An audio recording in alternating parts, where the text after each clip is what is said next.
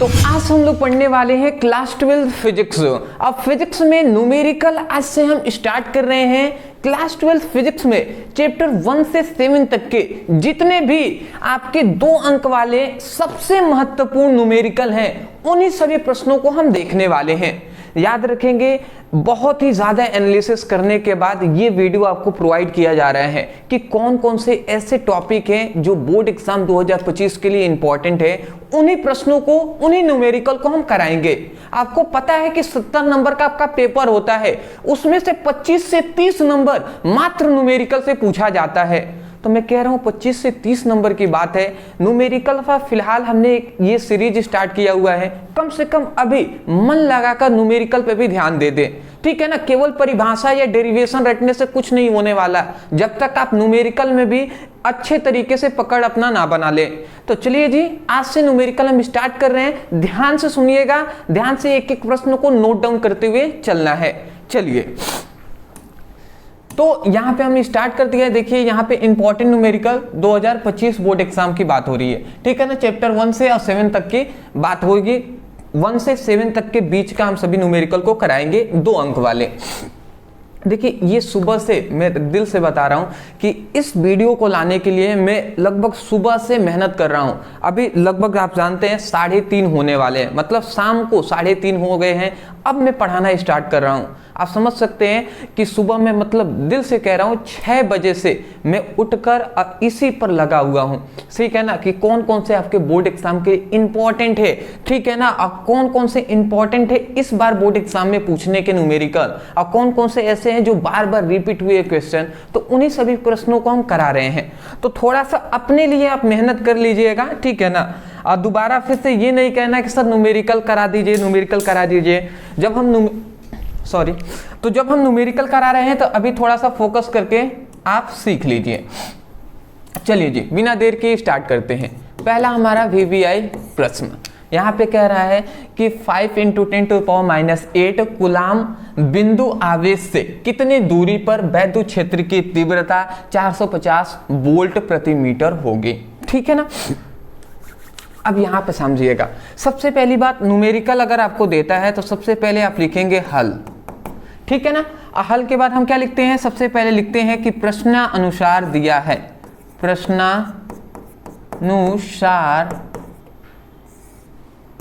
दिया है, या ओनली दिया है भी हम लिख सकते हैं।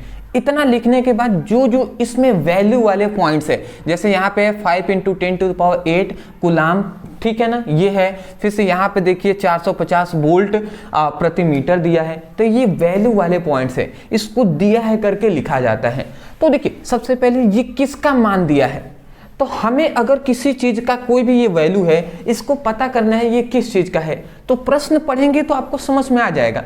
यदि नहीं आता है तो जो वैल्यू दिया है उसके बाद वाला मात्रक पर ध्यान देंगे कि ये कूलाम कह रहे हैं, इतना कूलाम। तो कूलाम किसका मात्रक होता है भैया, आवेश का ही तो मात्रक होता है ना। इसका मतलब ये आवेश का मान दिया है, तो इसी से हम पता लगाते हैं जी। तो यहां पे हम लिखते हैं आवेश। तो आवेश का क्या मान दिया है जी, आवेश Q का जो मान दिया है वो दिया है 5 × 10⁻⁸ अब कूलाम दिया है, ठीक है जी, इतना दे दिया।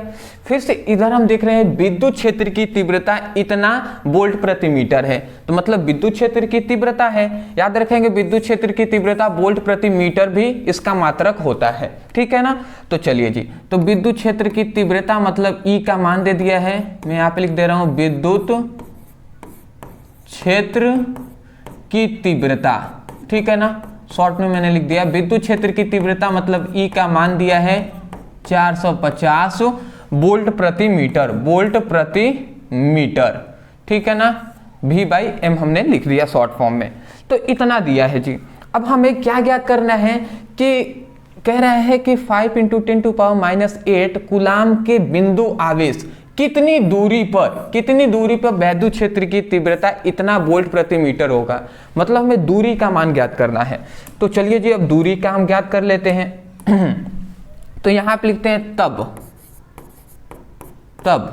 हम एक फॉर्मूला जानते हैं, चूंकि तब हम जानते हैं, ऐसे हम लिख देंगे तब ये सॉरी यार हम ऐसे लिखते हैं कि चूंकि हम जानते हैं, क्या हम जानते हैं जी, एक फॉर्मूला जानते हैं, विद्युत क्षेत्र की तीव्रता। विद्युत क्षेत्र की तीव्रता का एक फॉर्मूला जानते हैं, वो होता है क्या, E equal to 1/4 pi epsilon naught Q by r square. ये फॉर्मूला हम जानते हैं।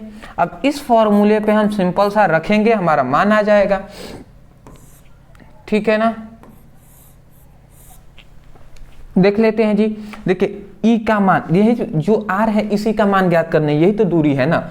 तो E का मान देखिए, विद्युत क्षेत्र की तीव्रता का मान 450 वोल्ट दिया है, तो 450 हमने रख दिया, equal to 1/4 pi epsilon naught का मान हम जानते हैं कितना होता है जी, 9 × 10⁹ होता है, तो ये लिख दीजिए। फिर से गुणा, यहाँ पे बीच में कुछ नहीं है तो गुणा है, तो गुणा हम दे देंगे। आवेश का मान कहाँ पे है, 5 × 10⁸ है, तो ये हम लिख देंगे 5 × 10⁻⁻8 है, तो ये हमने लिख दिया। उसके बाद R स्क्वायर है, तो ये तो दूरी है, तो इसको हम यहीं पर रख देते हैं, R स्क्वायर लिख दिए। अब ध्यान से समझेंगे, ये सबसे पहले हम क्या आप कर सकते हैं कि 9 का 5 में गुणा करेंगे तो 5×9 45, तो ये तो 450 इधर हमने लिख दिया, 5×9 45 हो जाएगा, तो 45 हमने लिख दिया। और ये 10⁻9 है, और ये 10⁸ है, तो बताइए ये 9 में से 8 चला जाएगा तो एक ही ना बचेगा, इसका मतलब 10⁻1, ठीक है, 10⁻1 बच गया और नीचे R स्क्वायर बच गया, यही ना। अब देखिए ये 10 पावर में 1 का मतलब क्या है कि मतलब किसी भी अंक के ऊपर 1 होता ही है, तो इसका मतलब ऊपर 10 है और नीचे R स्क्वायर है। तो अगर हम ऐसा करें तो ये कितना हो जाएगा, ये 4500 हो जाएगा कि नहीं, सॉरी 45 में अगर 10 का गुणा करेंगे तो 450 हो जाएगा, और ये R स्क्वायर हो गया। अब सिंपल सा हम क्या कर सकते हैं कि इसको हम इधर भेजते हैं, तो 450 गुणे R स्क्वायर हो जाएगा, और ये 450 हो जाएगा। अब इसको हम इधर भेज देते हैं, तो यहाँ से समझिएगा R स्क्वायर का जो मान आ जाएगा वो 450, इधर गुणा से इधर जाएगा तो भाग करा देगा, तो ये 450 हो गया। बात आप समझ रहे होंगे, ये गुणा भाग सिंपल सा हो रहा है, ये 450 से ये 450 कैंसिल हो गया। तो अब यहाँ पे क्या वैल्यू आया, यहाँ पे R का जो R स्क्वायर का मान आया वो 1 आया। अब ये स्क्वायर इधर जाएगा तो रूट बना देगा, तो 1 रूट में 1 हो जाएगा। और इसका अगर हम देखें तो रूट में 1 का मान जो होता है वो 1 ही होता है, ठीक है ना, रूट में 1 का मान 1 ही होता है, तो 1 मीटर हो जाएगा। तो ये हमारा वैल्यू आ गया जी। मतलब सिंपल सी बात है, इतना कूलाम का एक बिंदु आवेश को 1 मीटर की दूरी पर हम रखते हैं ना, तो वहां पर विद्युत क्षेत्र की तीव्रता का मान 450 वोल्ट प्रति मीटर होगा, ठीक है ना। तो यही बात आ गया जी, दूरी हमने निकाल लिया, कितना है 1 मीटर आ गया है। आप इसका स्क्रीनशॉट ले लें, फिर हम आगे बढ़ते हैं। चलिए जी,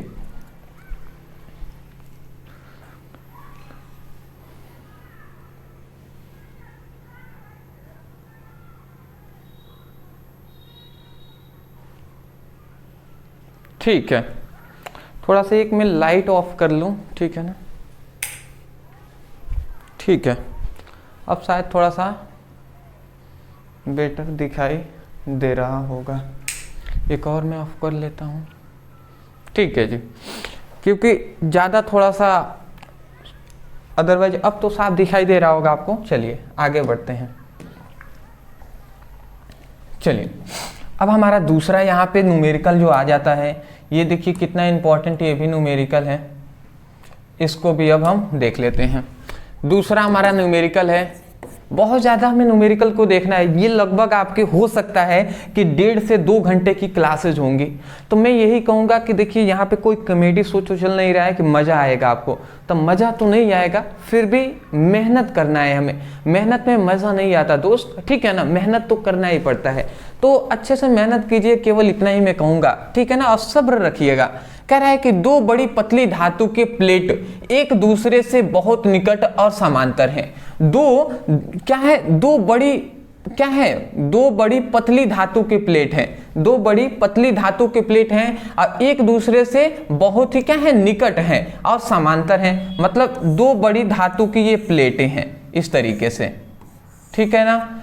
ये दोनों क्या है, एक दूसरे से बहुत ही निकट हैं, बहुत ही पास हैं और क्या है, समांतर है। देख रहे हैं ना, पैरेलल है, समांतर है। तो कह रहा है प्लेटों पर विपरीत प्रकार का आवेशों के पृष्ठीय घनत्व का परिमाण इतना है। मतलब यहाँ पे सिंपल से कहा जाए ना कि प्लेटों पर पृष्ठीय आवेश घनत्व, सबसे पहले यहाँ पे हम लिख देंगे दिया है। क्या दिया है, मतलब आवेशों का पृष्ठीय घनत्व का मान दिया है।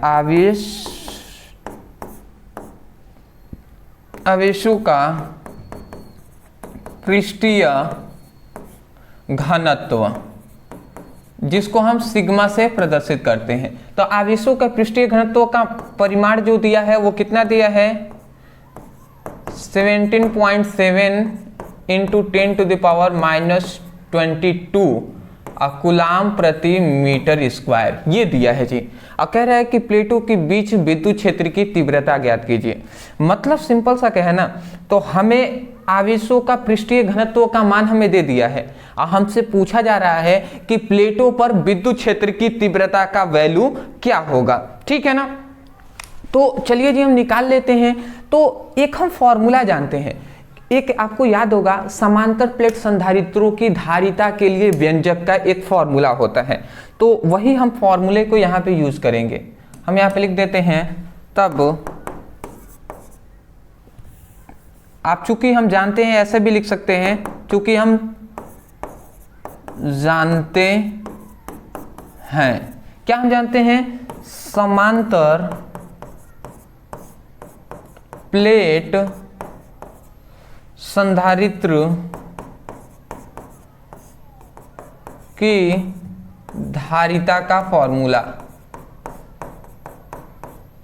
समांतर प्लेट संधारित्रों की धारिता, इतना ही हम लिख देंगे। समांतर प्लेट संधारित्रों की धारिता का फॉर्मूला हम जानते हैं, वो क्या होता है, समांतर प्लेट संधारित्रों की धारिता का फॉर्मूला एक हम जानते हैं, जहां पर हमने वहां पे एक प्रूव किया था कि E = sigma by epsilon not. ये एक चीज हमने प्रूव किया था। जब समांतर प्लेट संधारित्रों की धारिता पढ़ेंगे ना, तो वहां पे एक फॉर्मूला ये भी हमने प्रूव किया था, E = sigma by epsilon not. या आप चले जाएंगे गॉस के प्रमेय का अनुप्रयोग में भी ना, तो वहां पे भी दूसरा जो अनुप्रयोग है उसमें भी हमने ये प्रूव किया था, ठीक है ना। ये फॉर्मूला दो जगह हमने बताया हुआ है, मुझे याद है अभी भी। तो आप दोनों जगह में से कोई भी जगह आप देख सकते हैं, उसमें हमने इन फॉर्मूले पर डिस्कस किया हुआ है। तो ये फॉर्मूला होता है E = जो सिग्मा बाई एप्सिलॉन नॉट। हमें विद्युत क्षेत्र की तीव्रता, यहाँ पे देख रहे हैं विद्युत क्षेत्र की तीव्रता E का मान ज्ञात करना है। तो मान हम वैल्यू रखते हैं और निकल जाएगा जी। तो वैल्यू हम यहीं पर रखते हैं, चलिए यहाँ पे रखते हैं। तो E = सॉरी थोड़ा सा नीचे में लिखता हूँ, E = सिग्मा का मान दिया है 17.7 इंटू 10⁻⁻22। और इसका कितना होता है जी, ये विद्युतशीलता का है, तो इसका मात्रक जो मान होता है 8.85 इंटू 10⁻⁻12 होता है। ये इतना वैल्यू होता है, ये बात आपको याद होना चाहिए। इसका वैल्यू, विद्युतशीलता का जो वैल्यू होता है ना, मैं यहाँ पे लिख दे रहा हूँ, आप इसको याद रख लेंगे, ठीक है ना। विद्युतशीलता का वैल्यू 8.85 इंटू 10⁻⁻12 होता है, इतना वैल्यू याद रखेंगे। अब इस बार अगर हम सॉल्व करें तो ये क्या आ जाएगा, ये हमारा आराम से, अब समझिएगा,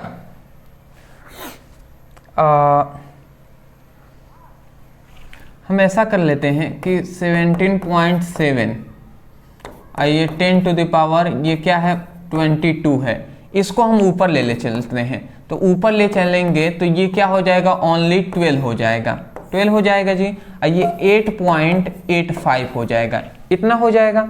अब इसको फिर से हम क्या करते हैं, ये थोड़ा सा मैं इरेज कर दे रहा हूँ, ठीक है, ठीक है। उसके बाद अब हम देखिए E = ठीक है, ये 17.7 है, 17.7 है।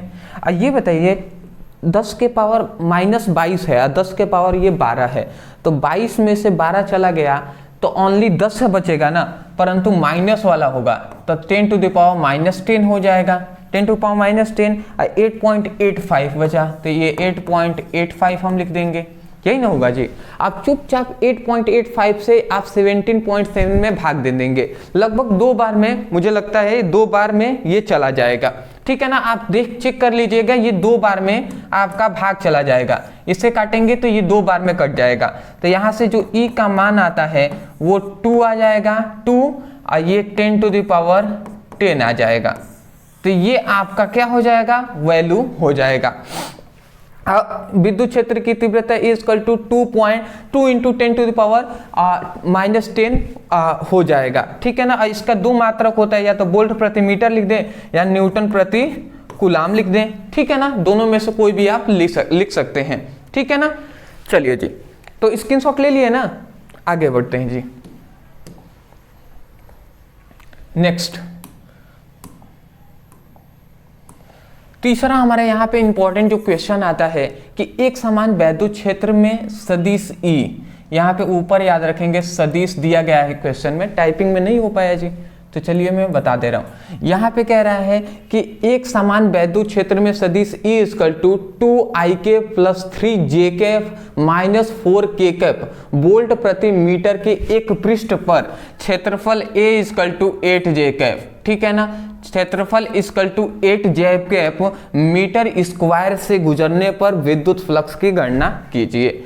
तो ये हमारा क्वेश्चन है जी, सिंपल सा विद्युत फ्लक्स फाई का मान हमें ज्ञात करना है।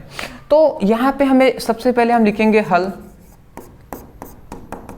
हमें दिया है एक समान विद्युत क्षेत्र में, मतलब विद्युत क्षेत्र सदिश दिया है, विद्युत क्षेत्र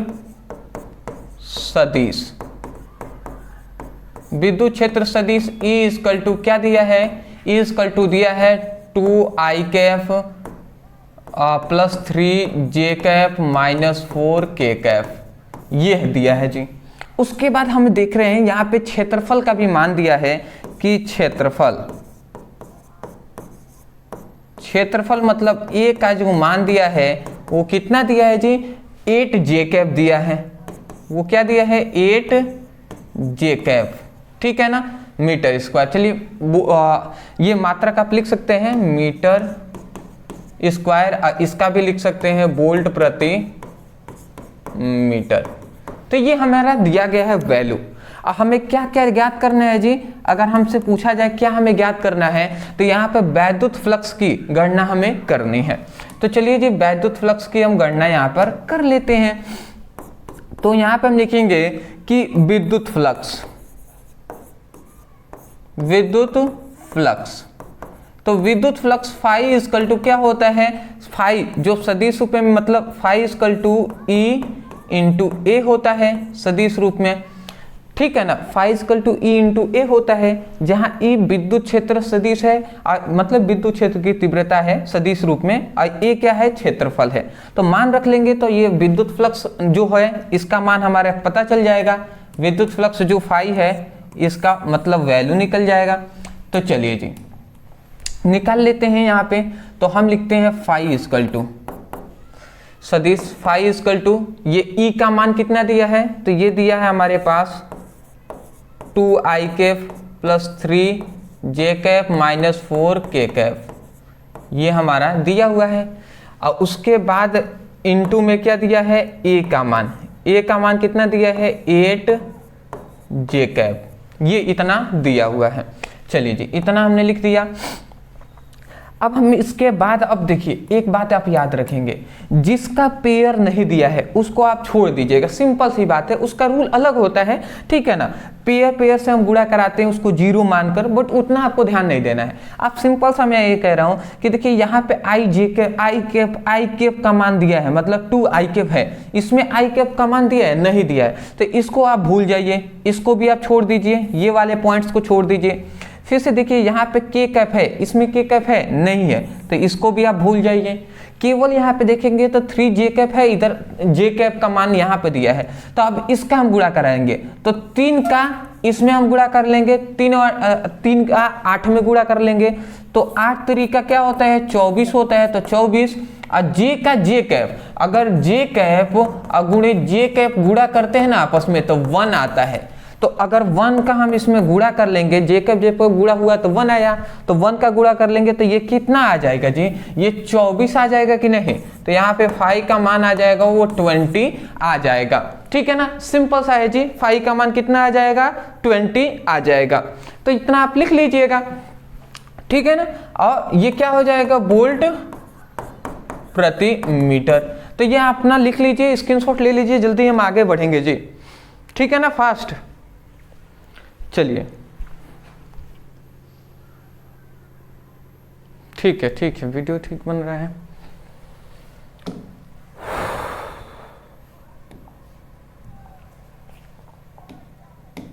चलिए थोड़ा सा अलग हम कलर का यूज करते हैं, आगे बढ़ते हैं जी। अगला हमारे यहाँ पे चौथा इंपॉर्टेंट क्वेश्चन आता है 1.0 माइक्रो कूलाम का 2 बराबर एवं विपरीत प्रकार के आवेश 2.0 मिलीमीटर दूरी पर रखे हैं, तो वैद्युत द्विध्रुव आघूर्ण ज्ञात कीजिए। अब ये हमारा क्वेश्चन दे दिया है, यहाँ पे देखेंगे, यहाँ पे कह रहा है कि 1.0 माइक्रो कूलाम के 2 बराबर अविपरीत आवेश, तो सबसे पहले यहाँ पे हल लिखेंगे, दिया है आपको लिखना है, उसके बाद ही वैल्यू लिखना है, बट अभी बहुत सारे क्वेश्चन को करना है, तो आप मैं यहाँ पे लिख दे रहा हूँ फिलहाल, बट किसी में ना लिखूँ तो इसका मतलब ये नहीं कि आप भी ना लिखें, आपको लिखना है।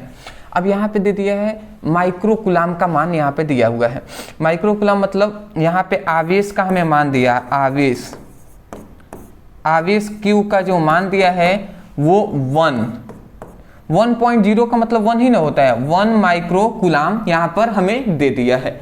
अब 1 माइक्रो कूलाम यहाँ पे हमें मान दिया है, ठीक है, बट इसको हम तो जानते हैं कि आवेश का मात्रक क्या होता है, कूलाम होता है, और माइक्रो कूलाम में दिया है, तो इसको हम कूलाम में चेंज कर लेंगे। तो कूलाम में कैसे चेंज कर लेंगे, 1 है और 10⁻⁻⁶ से अगर हम गुणा करा देते हैं तो ये अब कूलाम में चेंज हो गया, तो अब ये हमारा कूलाम में चेंज हो गया है, पूरा नाम लिख दे रहा हूँ कूलाम।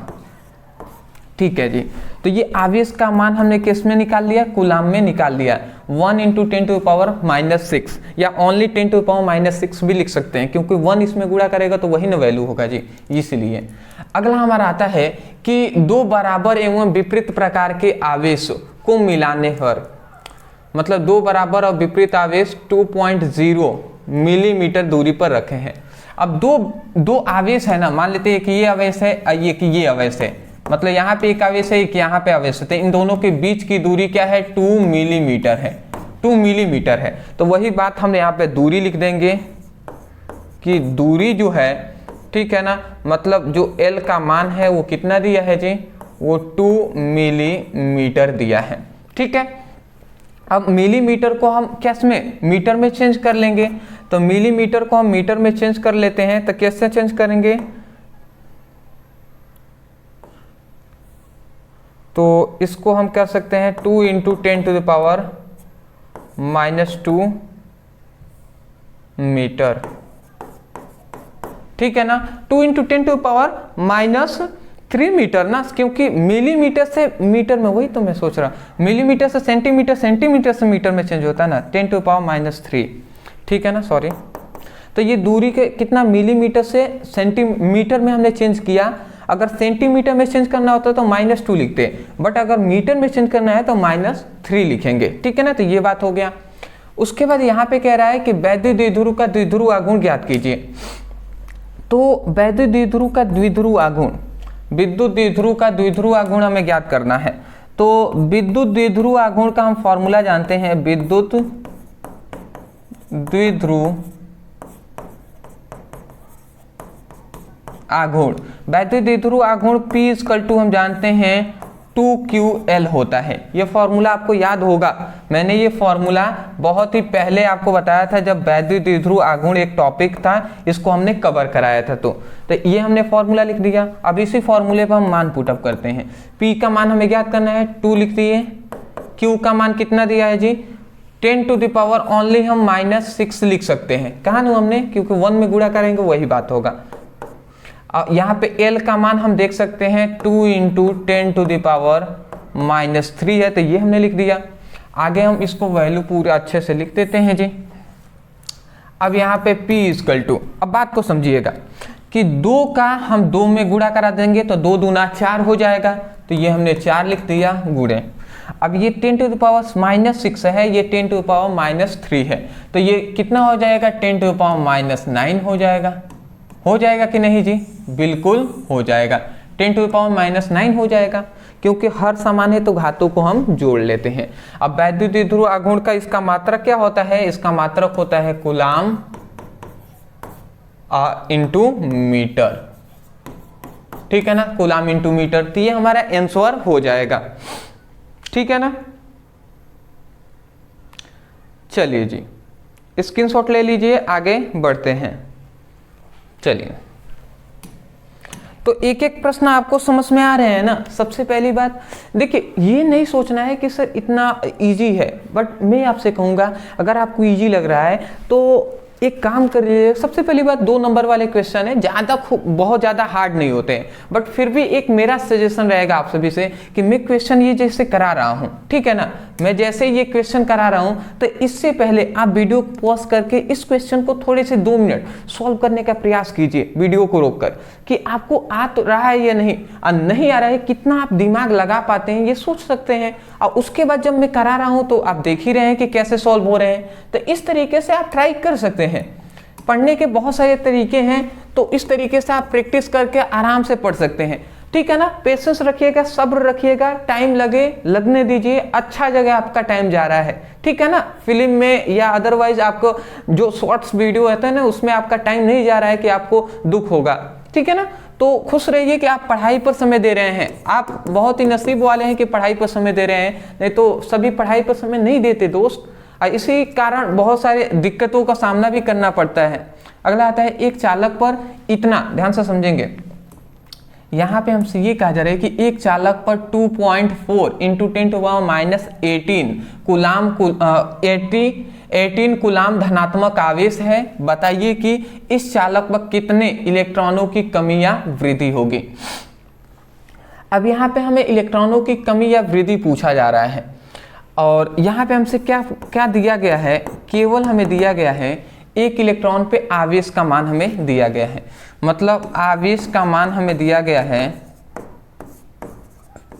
वो कितना दिया गया है 2.4 into 10 to the power -18 coulomb दिया गया है। हमसे पूछा जा रहा है कि बताइए कि इस चालक पर इलेक्ट्रॉनों की कमी या वृद्धि होगी। तो एक बात हम जानते हैं कि इलेक्ट्रॉनों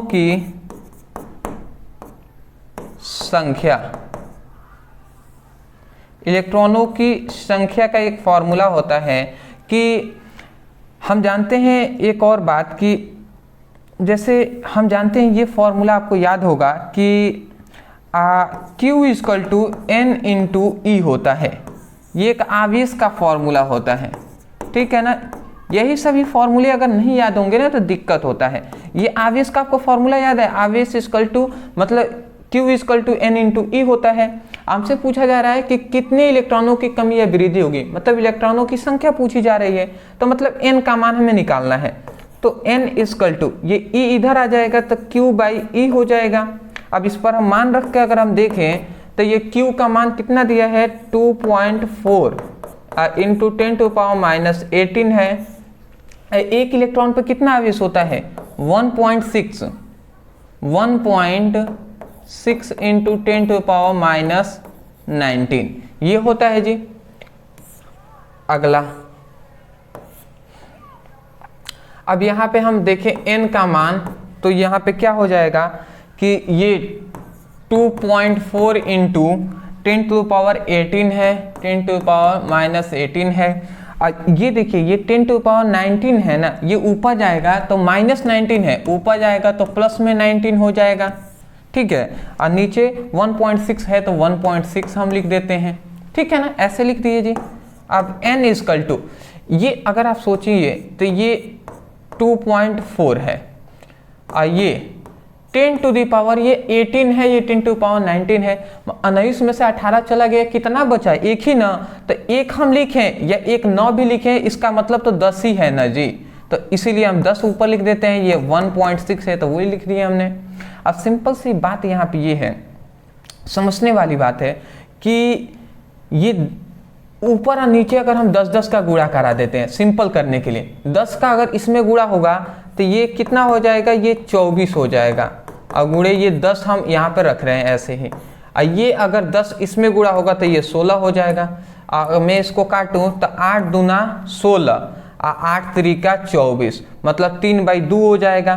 तो यहाँ पे जो n का जो मान आया मैं आपको बताना चाहूँगा, तो देख लीजिए n का जो मान आएगा वो 3/2 इंटू 10 टू द पावर 1 आ जाएगा। ठीक है, सिंपल से अगर कहें तो, या समझिएगा 10 टू द पावर 1 क्या हम कहें, ये 10 है, ठीक है ना। अब देखिए 3 दहा में 30 हो जाएगा ना, ऐसे ही हम यहाँ पे ही कर देते हैं। 3 आया तो 3 दहा में 30 हो जाएगा, तो n इक्वल टू ये 30 हो गया, और नीचे 2 है तो 2 हो गया। और 2 का अगर हम भाग देते हैं, सिंपल सी बात है, तो ये 15 बार में चला जाएगा तो n का मान आ जाएगा 15। तो ये 15 हमारा n का मान आ गया, मतलब इलेक्ट्रॉनों की यहाँ पर क्या हो रही है? 15 मान आ गया। तो एक और बात हमसे बताइए कि यहाँ पर 15 मानों जो आया है, 15 इलेक्ट्रॉनों की संख्या, तो इलेक्ट्रॉनों की कमी होगी या अधिकतम होगी? तो सिंपल सी बात है, इलेक्ट्रॉनों की कमी होगी। क्यों हम कहेंगे कमी हो रही है, अधिकता नहीं? क्योंकि देखिए यहाँ पर धनात्मक में मान आया है, यदि निगेटिव में मान आता तो वहां पर क्या होती? अधिकता होती, ठीक है ना।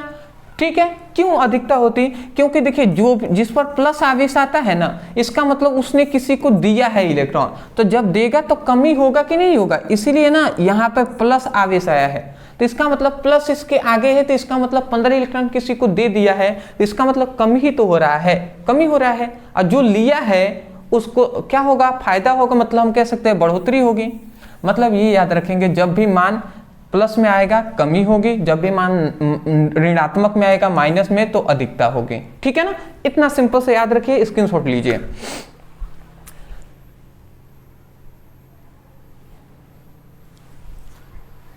ठीक है जी, ठीक। थोड़ा सा मैं इसको और बेटर करने का प्रयास कर रहा हूं, ठीक है, ठीक है जी। ये थोड़ा सा मैंने कैमरा को थोड़ा सा सही कर दिया, जिससे थोड़ी सी आपको अच्छे से दिखाई दे जो भी। हाँ, अब देखिए ये आपका क्वेश्चन है ना, ये बहुत बार पूछा गया है, तो इसीलिए मैं इसको करा दे रहा हूँ यहाँ पे। देखिए ये बहुत ही ज़्यादा इंपॉर्टेंट है। देखिए यहाँ पे कह रहा है कि, देखिए ये बार बार पूछा गया है, कह रहा है कि प्रदर्शित कीजिए कि न्यूटन प्रति कूलाम और वोल्ट प्रति मीटर एक ही भौतिक राशि का मात्रक है। मतलब ये दोनों जो मात्रक हैं एक ही भौतिक राशि के मात्रक हैं, और वो भौतिक राशि का नाम भी हमें लिखना है।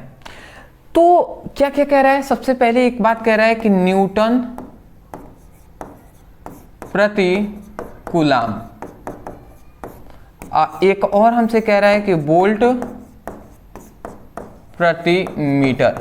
अगर मैं आपसे कहूं कि ये दोनों किसके मात्रक हैं, अगर कोई एक भी याद हो तो बता सकते हैं आप? सिंपल सी बात है, बहुत सारे स्टूडेंट जान गए होंगे कि ये किसका है, तो ये दोनों ना विद्युत क्षेत्र की तीव्रता का मात्रक है, विद्युत क्षेत्र की तीव्रता का मात्रक है।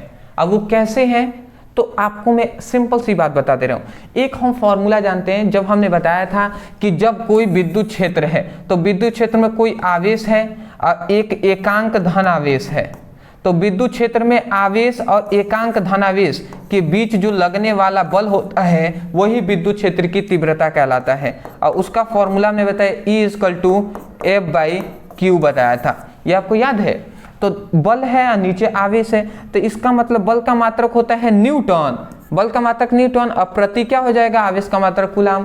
तो इस फॉर्मूले से ये पहला वाला मात्रक आया।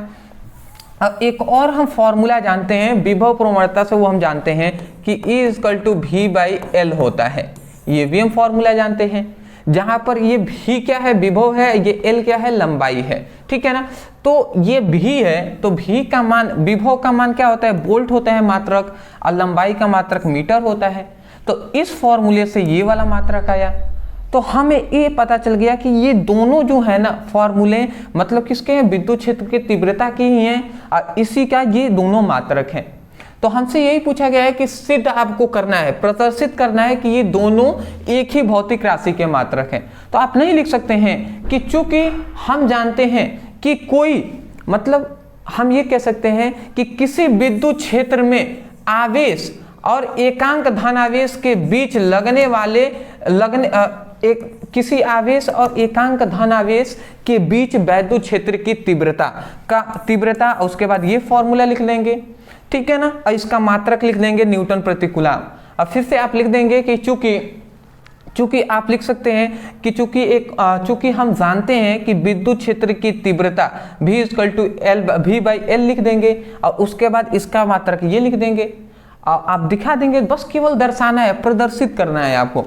तो मैं कर दूं यहाँ पे क्या, नहीं तो आप कहेंगे सर मैं समझ तो गया कि आप क्या समझाना चाहते हैं, बट करके दिखा दीजिए। मैं जानता हूँ ऐसे कहते हैं, चलिए जी कोई नहीं, मैं यहाँ पे कर दे रहा हूँ। आप लिखेंगे कि चूंकि ऐसे लिख दें कि विद्युत क्षेत्र में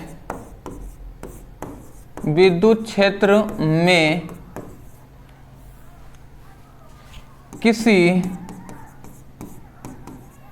बिंदु आवेश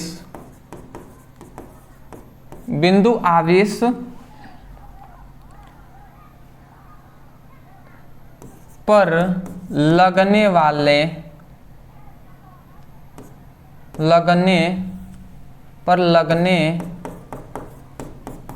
वाला बल F है, तो वहाँ विद्युत क्षेत्र की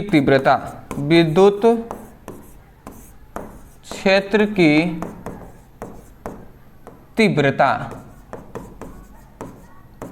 ये भी एक न्यूमेरिकल में ही आता है। तो वो विद्युत क्षेत्र की तीव्रता E हम जानते हैं 1/4πε0 Q/r²। तो ये भी फॉर्मूला होता है Q/r²। तो ये भी फॉर्मूला होता है, या आप इसी को आप ये भी लिख सकते हैं E=F/Q। तो ये दोनों में से कोई भी एक लिख सकते हैं। और यहाँ पे आप सीधा सिंपल सा मात्रक आप लिख लीजिएगा, मात्रक दिखा दीजिएगा कि इसका मात्रक क्या होता है, या ऐसे ही लिख दीजिएगा, क्या हो जाएगा, न्यूटन प्रति कूलम। ठीक है ना, ऐसे साइड में आप दर्शा दीजिएगा, ठीक है ना। उसके बाद तब फिर से लिखेंगे, क्या लिखेंगे कि चूंकि हम जानते हैं कि विद्युत क्षेत्र की तीव्रता,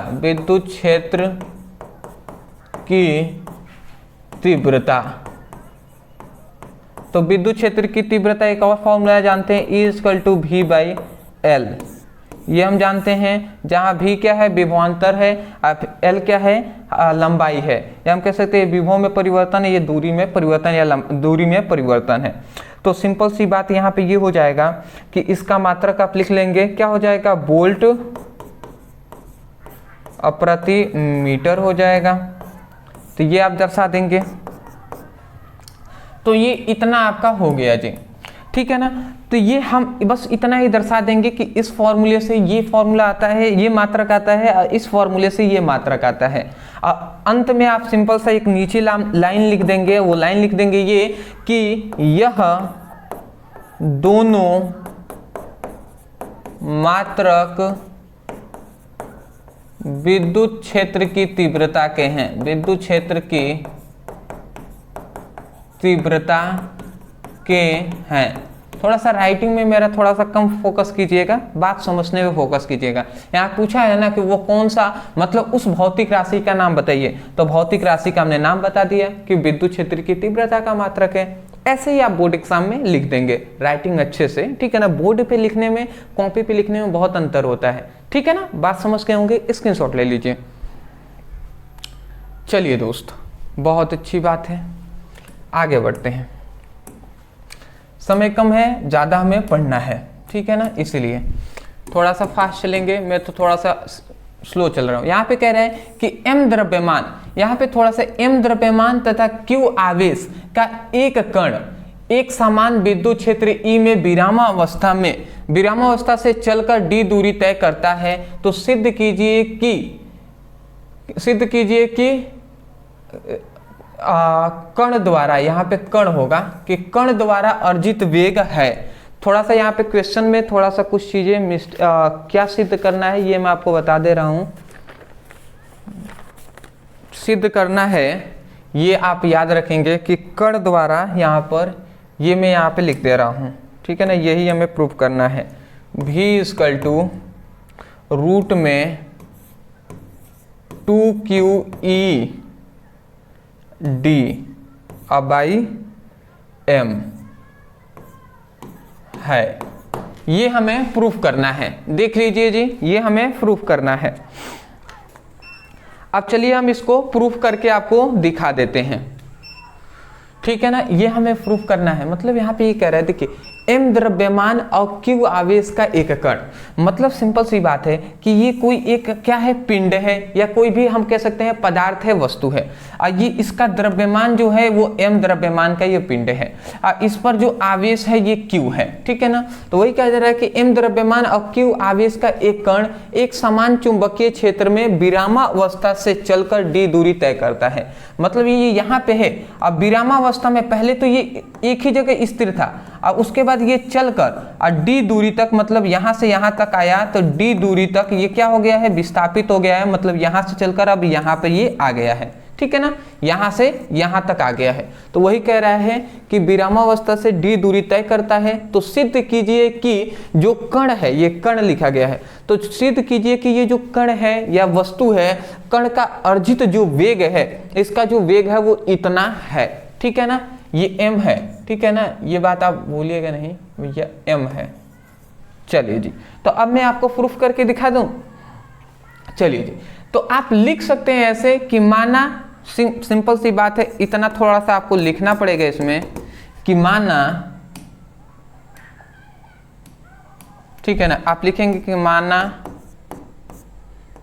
एक m द्रव्यमान का कण है, m द्रव्यमान का कण है, ठीक है ना, m द्रव्यमान का एक कण है जिस पर q आवेश है, जिसका प्रारंभिक वेग,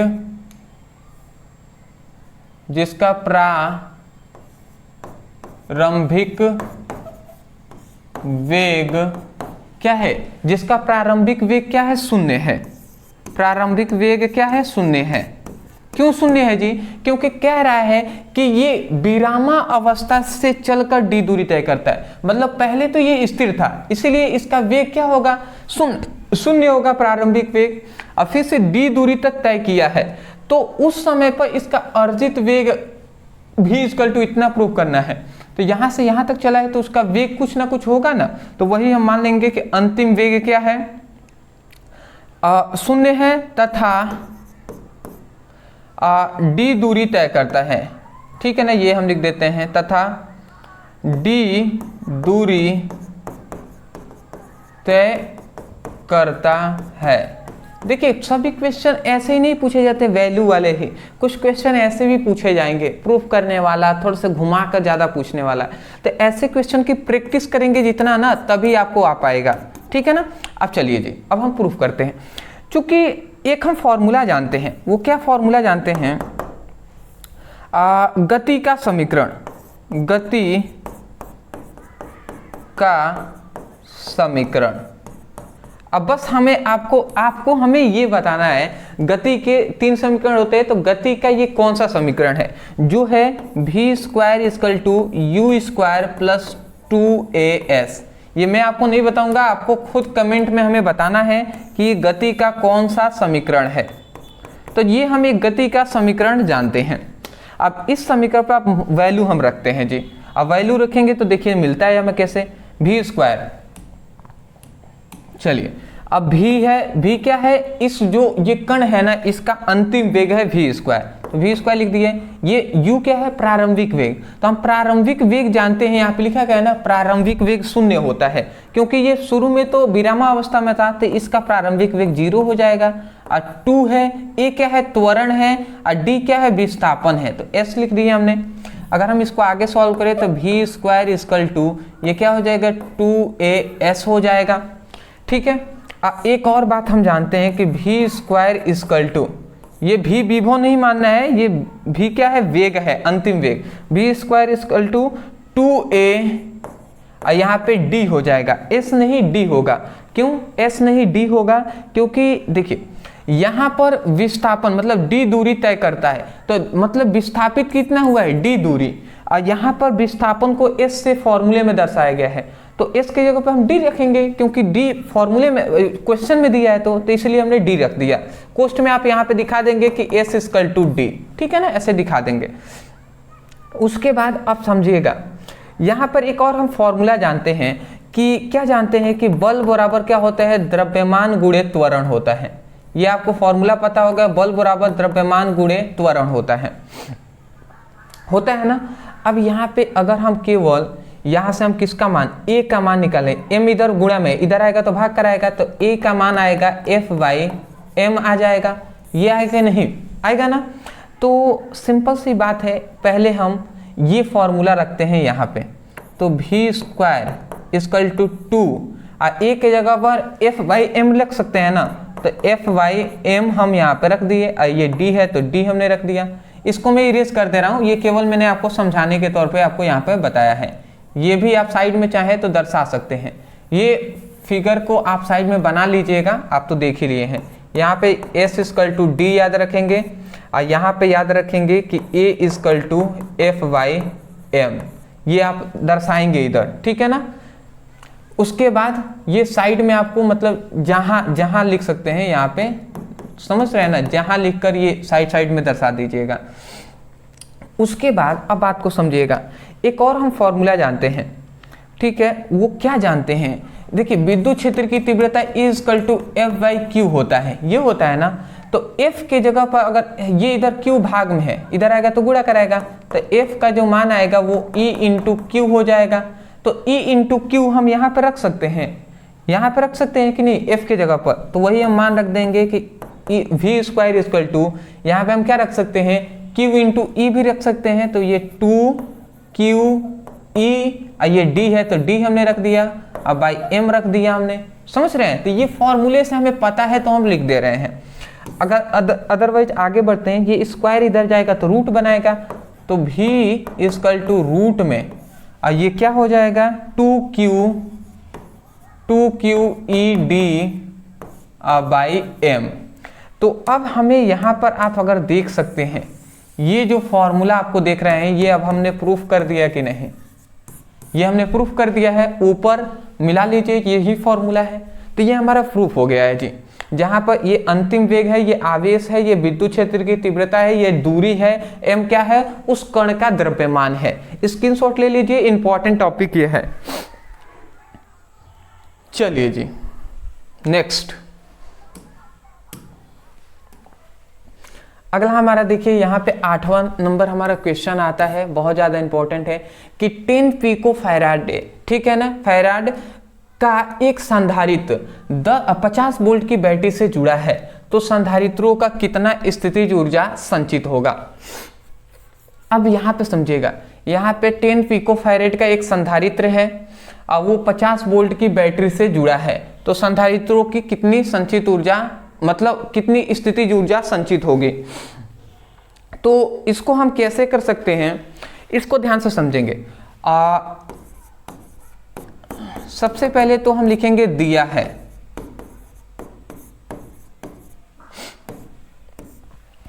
सबसे पहले यहाँ पे फैराडे, फैराडे किसका मतलब होता है जी, धारिता का, तो ये धारिता का मान दिया है, धारिता C इक्वल टू कितना दिया है जी 10 पिको फैराडे।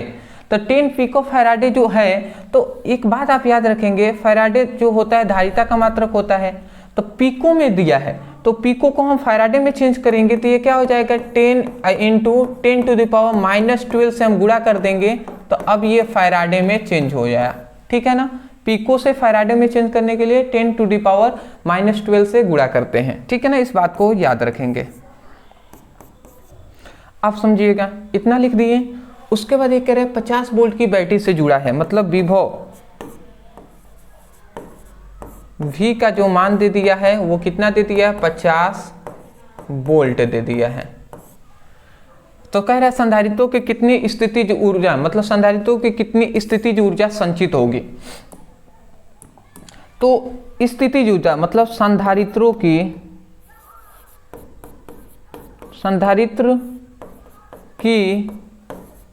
संचित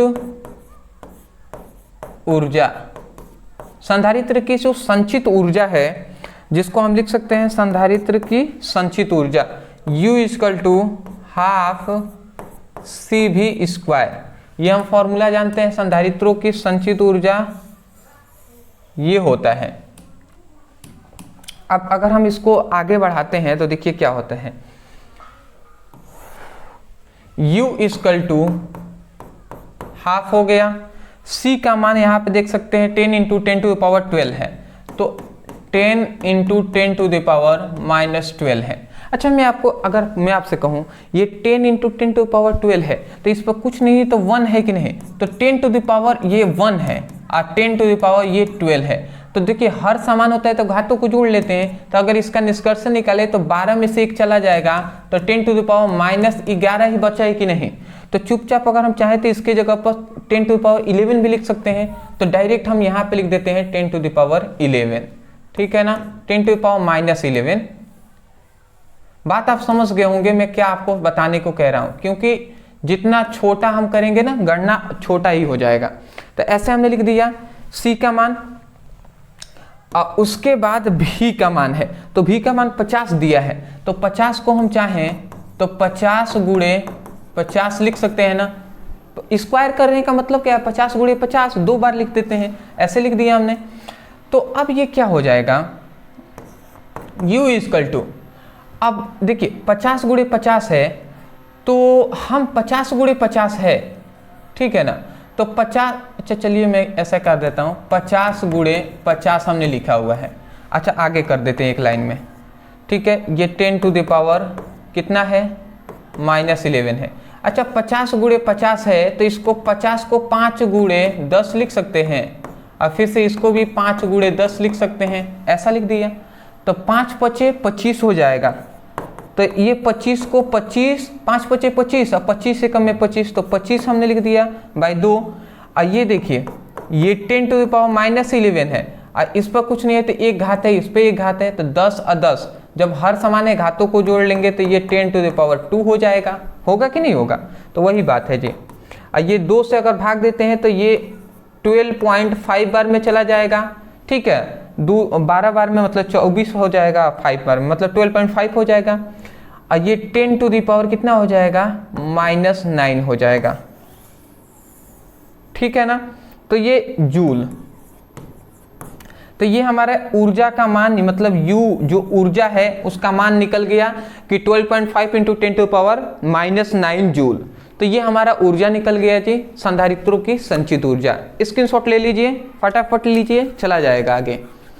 चलिए जी, हमारी 1 घंटे की क्लास होने वाली है। फिलहाल अभी हम आधे क्वेश्चन पर अभी बढ़े हुए हैं, अभी और भी बहुत सारे क्वेश्चन को देखना है, क्योंकि भैया हम चैप्टर 1 से 7 तक के क्वेश्चन हम सॉल्व करना है ना। अब मैं ये भी नहीं कह सकता, ऐसा मतलब मुझे जल्दी नहीं है कि मैं बहुत सारे क्वेश्चन को छोड़ दूं और कुछ क्वेश्चन को करा दूं, ओके तो भैया इसी में से आएगा, तो ये गलत होगा ना। तो मैं गलत कभी करूंगा ही नहीं, ठीक है ना, भले ही टाइम लगे, मेहनत लगे। अदरवाइज बहुत सारे स्टूडेंट है जो लॉन्ग वीडियो देखने पर मतलब वो बोरिंग फीलिंग करते हैं, वो भाग जाते हैं। ऐसा नहीं करना है दोस्त, ऐसा नहीं करना है, मन लगा कर पढ़ाई करना है।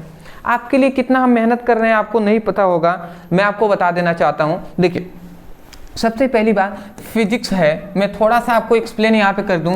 देखिए आप अभी तक वीडियो जो देख रहे हैं ना वही सीरियस स्टूडेंट है, तो थोड़ा सा मैं डिस्कस कर दे रहा हूँ। फिजिक्स है और केमिस्ट्री है, मोस्टली मैं 2 ही चीज़ों का अभी फिलहाल मैं बता दे रहा हूँ, फिजिक्स और केमिस्ट्री है। फिजिक्स में आपके 14 चैप्टर हैं, इसमें लगभग 12 चैप्टरों का जो वन शॉट वीडियो है, वन शॉट का जो वीडियो है वो हमने कवर करा दिया है। केमिस्ट्री में 10 चैप्टर हैं, जिसमें हमने 6 चैप्टरों का वन शॉट वीडियो कवर करा दिया है, ठीक है ना। बट अभी इसमें 4 चैप्टर बचे हुए हैं और इसमें 2 चैप्टर बचे हुए हैं, ये भी हम करा देंगे, ठीक है, उसका टेंशन आपको नहीं लेना है। अब बहुत सारे स्टूडेंटों का डिमांड ये आ रहा था कि सर फिजिक्स में 2 नंबर, 3 नंबर वाले, 4 नंबर वाले, 5 नंबर वाले प्रश्नों को बताइए। तो हमने एक सीरीज स्टार्ट किया जिसमें हम सबसे पहले जो फिजिक्स है, अगर आप रेगुलर जुड़े हुए हैं तो आपको पता होगा कि फिजिक्स में सबसे पहले हमने चैप्टर 1 से लेकर चैप्टर 5 तक के जितने भी 2 अंक वाले प्रश्न थे, 2 नंबर वाले प्रश्न थे, उसको हमने सॉल्व कराया। फिर से आपको पता होगा चैप्टर 6 से लेकर 6 से 10 तक के जितने भी 2 अंक वाले प्रश्न है उसको सॉल्व कराया। फिर से अब बचे हुए क्या है, अब मैं बता दे रहा हूं, फिर से 11 से लेकर 14 तक के 2 अंक वाले प्रश्न बचे हुए हैं, याद है ना आपको।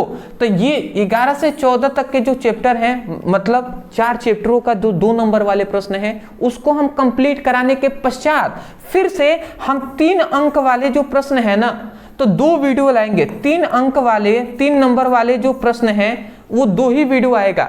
एक वीडियो में चैप्टर 1 से लेकर 7 तक के जितने भी 3 अंक वाले प्रश्न हैं उसको सॉल्व कराएंगे, और एक और वीडियो आएगा जिसमें 8 से लेकर 14 चैप्टरों का करा देंगे। तो इस तरीके से फिजिक्स कंप्लीट होता है। फिर से आप केमिस्ट्री का जैसे ही आप कमेंट करेंगे और कहेंगे सर केमिस्ट्री भी कराइए, तो केमिस्ट्री का भी पहले 10 चैप्टर है, तो एक से चैप्टर 1 चैप्टर से लेकर 1 to 5 चैप्टरों का पहले 2 अंक वाला करा देंगे, फिर से हम 6 से लेकर 10 तक का 2 अंक वाला करा देंगे। तो इस तरीके से कराने के बाद फिर से हम 3 नंबर, 5 नंबर वाले इस तरीके से कराएंगे जी। तो टेंशन नहीं लेना है, ये जो इंपॉर्टेंट क्वेश्चन है वो हम करा ही रहे हैं। आज से तो आपको दिखाई दे रहा है कि न्यूमेरिकल का भी सीरीज स्टार्ट हो गया है, जिसमें 2 अंक वाले हम सबसे पहले न्यूमेरिकल करा रहे हैं। उसके बाद जैसे ही ये तो मान लेते हैं चैप्टर 1 से 7 है, एक और वीडियो आएगा 2 ही अंक वाला नंबर पर, जिसमें हम 8 से लेकर 14 चैप्टर हैं उनके बीच का 2 अंक वाले न्यूमेरिकल को करा देंगे। फिर से हम 3 नंबर वाले जितने भी न्यूमेरिकल हैं उसको कराएंगे, फिर से 5 अंक वाले जो न्यूमेरिकल है उसको भी कराएंगे। तो अब इस तरीके से हम सीरीज स्टार्ट किए हुए हैं, इस तरीके से चला जाएगा जी। अब मन लगाकर जोश के साथ, जुनून के साथ पढ़ना है। अब समय कम रह गया है, मेहनत ज्यादा हमें करना पड़ेगा। ठंडी आ रही है, मैं जानता हूं, बट भैया जो कंबल होता है ना उसमें बैठ के पढ़िए, पर पढ़िए, ठीक है ना। और ठंडी से मजाक नहीं, बहुत सारे स्टूडेंट ऐसे हैं, या मैं जानता हूँ, ठीक है ना, आप भी मेरे जैसे ही हैं। तो क्या होता है कि मैं देखता हूँ मेरे गांव के बहुत सारे मतलब लड़के हैं अदरवाइज, तो बाइक मतलब कुछ भी पहन लिए, एक नॉर्मल सा बाइक उठाकर आराम से बहुत ही तेजी से गाड़ी चला रहे हैं। तो ऐसा नहीं करना है दोस्त। मैं कल ही देख रहा था कि मेरे गाँव में मैं रोड पे से जा रहा था अदरवाइज, तो मतलब छोटे, मतलब मैं कह सकता हूँ कि 14-15 साल के लड़के होंगे, वो 3 एक बाइक पे बैठे हुए हैं। अब वो आप मतलब कह सकते हैं कि 100+ उनका स्पीड था बाइक का, और वो उतनी तेजी से गति करते हुए वो बाइक से जा रहे हैं। बहुत ही दुख लगा कि गिरने के बाद आप जानते हैं क्या होगा। तो हालांकि न हो ऐसा, बट फिर भी ऐसा नहीं करना है आपको, ठीक है ना। अगर आप ऐसा कर रहे हैं तो नहीं करना है आपको। चलिए जी, मैंने थोड़ा सा ज़्यादा ही आपको डिस्कस कर दिया। आते हैं अपने क्वेश्चन पे। यहाँ पे किया गया है कि दिए गए परिपथ में 2 संधारित्रों की संचित आवेश की गणना कीजिए। यहाँ पे एक फिगर है, ठीक है ना, संचित आवेश की गणना कीजिए। ये फिगर मैं आपको पहले बना दे रहा हूँ, ये इंपॉर्टेंट है इसलिए मैं आपको यहाँ पे बता रहा हूँ, ठीक है ना। ये कुछ फिगर इस प्रकार है, ठीक है।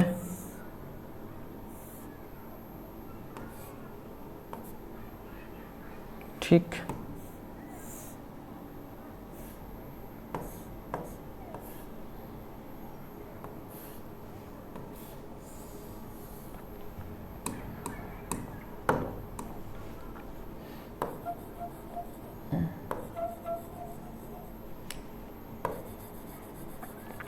ठीक है।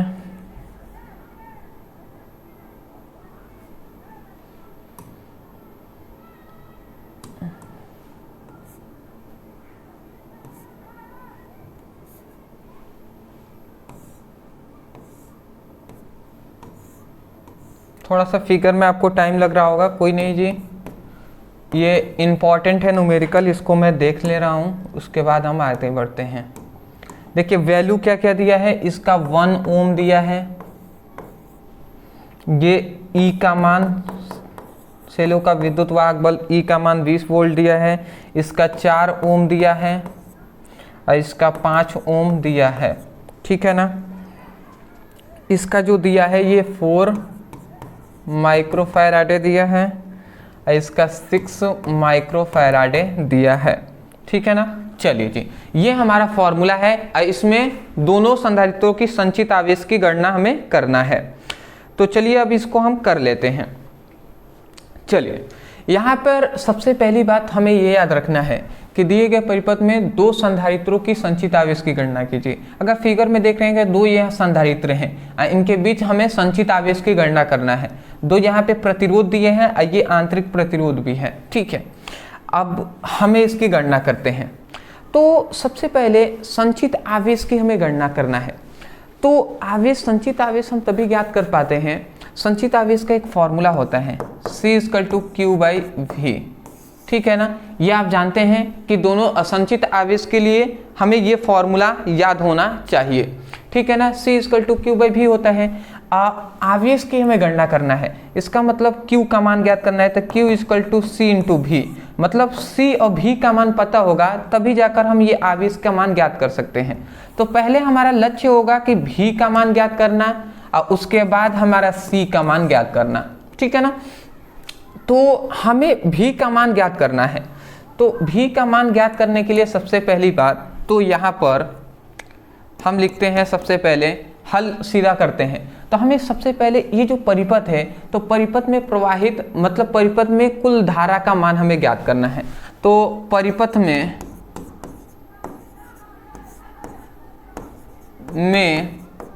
प्रवाहित धारा, तो परिपथ में हमें प्रवाहित धारा का मान ज्ञात करना है। तो परिपथ में प्रवाहित धारा जो होता है, इसका फॉर्मूला होता है I=E/R+r। ये हम फॉर्मूला पहले से जानते हैं, मैं आशा करता हूं कि आपको भी ये फॉर्मूला याद होगा, ठीक है ना। तो ये हम फॉर्मूला जानते हैं। अब इस फॉर्मूले पर अगर हम लगाते हैं तो I=E है सेलो का विद्युत वाहक बल, जो यहाँ पे दिखाई दे रहा है 20 वोल्ट, तो 20 हमने लिख दिया जी। और उसके बाद R है। R क्या है? R मतलब है प्रतिरोध। तो प्रतिरोध ये है हमारा दोनों, और ये आंतरिक प्रतिरोध है। तो ये प्रतिरोध ये दोनों है। तो R का जगह पे हम क्या लिख देंगे, 4 ओम और 4, मतलब 4 और 5 ओम है, तो 4 + 5 ओम ऐसे लिख देंगे। और फिर से बीच में हमारा प्लस है तो ये प्लस देते हैं। और स्मॉल r का मान यहाँ पे दिया है 1 ओम, तो 1 हम यहाँ पे लिख देंगे। इसको हम सॉल्व करते हैं तो I= क्या हो जाएगा, 20 ये क्या हो जाएगा 20, 4 5 9 9 1 10, तो ये 10 हो जाएगा। मतलब I का मान आ जाएगा 2 एम्पियर, 2 एम्पियर आ जाएगा I का मान। तो सबसे पहले हम I का मान यहाँ पे ज्ञात किए हैं। क्यों हमने I का मान ज्ञात किया है, यदि आपका ऐसा सोचना होगा तो मैं आपको बता दूं कि I का मान तभी हम ज्ञात कर पाएंगे जब, मतलब V का मान तभी हम ज्ञात कर पाएंगे जब हमें I का मान, विद्युत धारा का मान पता हो। अदरवाइज नहीं पता है तो नहीं ज्ञात कर पाएंगे, क्योंकि प्रतिरोध से हम फॉर्मूला जानते हैं, ठीक है ना। ठीक है, प्रतिरोध का एक फॉर्मूला जानते हैं, उसी फॉर्मूले से हम निकालेंगे जी। एक काम करते हैं, अब देखिए यहाँ पे हमारा दो बिंदु है A और B, दो बिंदु है ना, तो A और B के बीच हम तुल्य विभव का मान ज्ञात करते हैं। तो हम लिखते हैं तब A व B के बीच तुल्य विभव, A और B के बीच तुल्य विभव ज्ञात करेंगे। तो V= क्या हो जाएगा, V= हम फॉर्मूला जानते हैं I/R होता है। अरे भैया प्रतिरोध का फॉर्मूला जानते हैं ना, R=V/I होता है। तो यही V का मान हमें ज्ञात करना है, तो इस I को इधर भेज दिए, तो V= R/I कहें या I/R कहें, यही बात हम यहाँ पर फॉर्मूले में लिख दिए हैं, ठीक है ना। अब हम ये फॉर्मूला हम यहाँ पर आपको दिखाई दे रहा है, तो इसको नोट डाउन कर लीजिए। अब इसी फॉर्मूले पर हम क्या करेंगे, लगाएंगे, रखेंगे, देखते हैं क्या निकलता है। नीचे आपको दिखाई दे ही रहा होगा, तो V रख देते हैं। आई का मान हम देखिए, आई का मान यहाँ पे 2 दिया है तो 2 हमने रख दिया। और आर कैपिटल आर है ना, तो ये दोनों रखेंगे तो 4 और +5 लिख देंगे। 4 यहाँ पे हम लिख देते हैं 4 + 5, 4 + 5, ठीक है, ठीक है जी। अब उसके बाद ये क्या हो जाएगा, 4 5 9 हो जाएगा, 9 दूना 18, मतलब भी का जो मान आ जाएगा 18 वोल्ट आ जाएगा। तो ये हमारा भी का मान आ गया 18 वोल्ट। तो मैं आशा करता हूँ आप समझ गए होंगे। तो देखिए भी का मान हमने ज्ञात कर लिया। अब उसके बाद अब हम संधारित्र मतलब सी का मान ज्ञात करेंगे, ठीक है ना। संधारित्र सी का मान ज्ञात करेंगे। ए और बी के बीच जो संधारित्र, यहाँ पे 2 हमें धारिता दिया है ना, संधारित्र की धारिता, तो अब हम दोनों का कुल धारिता हम ज्ञात करते हैं। तो यहाँ पे हम ऐसे ये चेंज कर लेते हैं, तब लिखते हैं तब ए व बी के बीच धारिता। तो धारिता C = क्या होता है, C1, इसको C1 मानते हैं, इसको C2, इसको C1 मान लेते हैं, इस वाले मान को C2 मानते हैं। तो C1 इंटू C2 और बाई C1 + C2, ये आपको फॉर्मूला याद होगा, ये हमने कराया हुआ है प्रूफ, ठीक है ना। अब इस फॉर्मूले से हम लगाते हैं जी।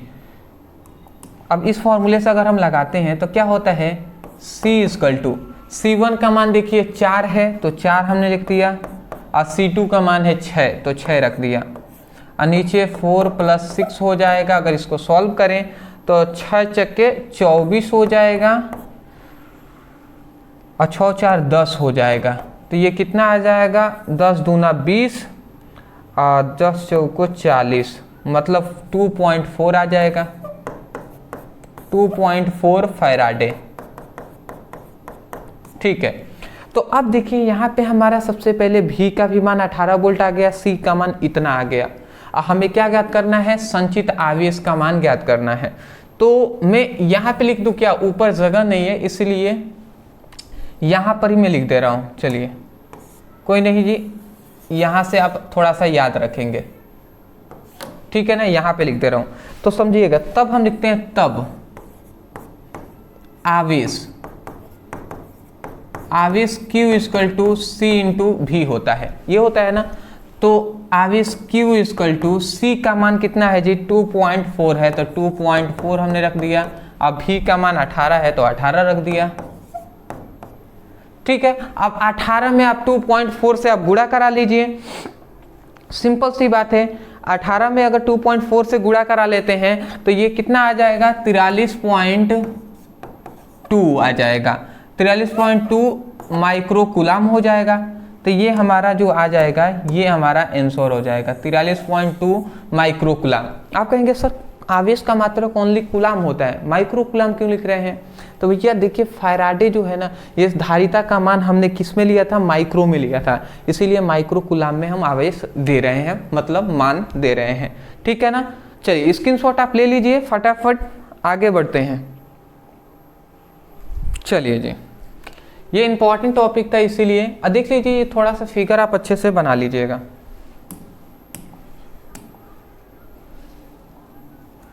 नेक्स्ट अगला हमारा यहाँ पे जो क्वेश्चन आता है कि एक गोलाकार चालक की त्रिज्या 9 सेमी है।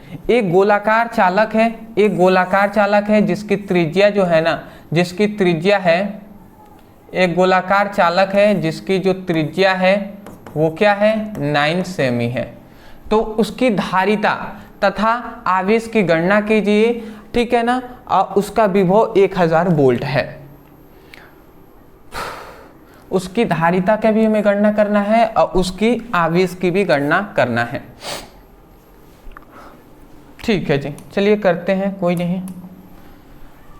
अब एक गोलाकार चालक है, उसकी त्रिज्या दिया है, तो हल लिखते हैं। तो सबसे पहले गोलाकार चालक, गोलाकार चालक की त्रिज्या, गोलाकार चालक की त्रिज्या जो R का मान दिया है 9 सेमी दिया है, 9 सेमी हमें दे दिया है। अब हम चाहे तो इसको देखिए सेमी जो दिया है इसको हम मीटर में चेंज कर सकते हैं, ठीक है ना, नहीं तो सेमी में मान आएगा, तो इससे अच्छा हम चेंज ही कर लेते हैं, फिर से वहां पे चेंज करेंगे। तो सेमी को मीटर में चेंज करेंगे, तो सेमी से मीटर में चेंज करेंगे तो ओनली 10⁻⁻2 से गुणा कर देंगे। और यहाँ पे अगर मिमी में दिया होता मिलीमीटर में तो 10⁻³ से गुणा करते हैं। ये तो बेसिक बातें पता है। तो अब त्रिज्या का मान हमें इतना मिल गया 9 × 10⁻² मीटर। अब हमें धारिता का मान पूछ रहा है, अब फिर से आवेश का भी मान पूछ रहा है। तो पहले हम धारिता का मान ज्ञात करते हैं।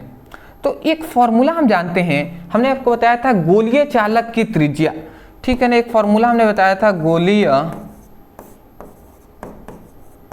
चालक की त्रिज्या।